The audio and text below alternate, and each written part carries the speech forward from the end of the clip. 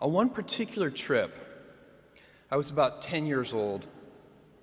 I was rolling around in the big bench seat in the back of the car. My grandfather was driving, and my grandmother had the passenger seat.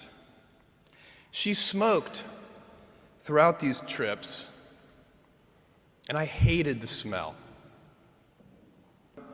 I poked my head into the front of the car, tapped my grandmother on the shoulder, and proudly proclaimed, "At 2 minutes per puff, you've taken 9 years off of your life." My grandmother burst into tears.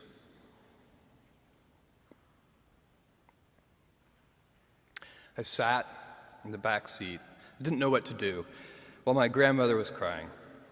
My grandfather, who'd been driving in silence, pulled over onto the shoulder of the highway. He got out of the car and came around and opened my door and waited for me to follow.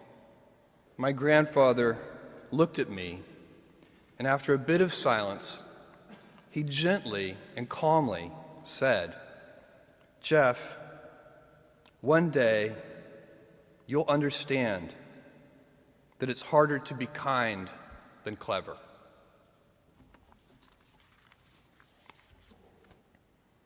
What I want to talk to you about today is the difference between gifts and choices. Cleverness is a gift. Kindness is a choice. Gifts are easy. They're given after all. Choices can be hard. You can seduce yourself with your gifts if you're not careful, and if you do, it'll probably be to the detriment of your choices.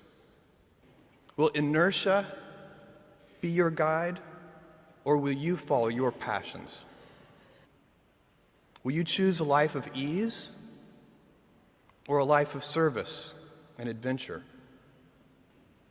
Will you bluff it out when you're wrong, or will you apologize? When it's tough, will you give up, or will you be relentless? Will you be a cynic, or will you be a builder? Will you be clever at the expense of others, or will you be kind? When you are 80 years old, and in a quiet moment of reflection, narrating for only yourself the most personal version of your life story,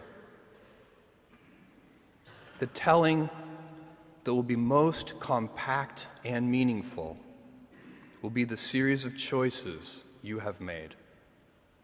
In the end, we are our choices.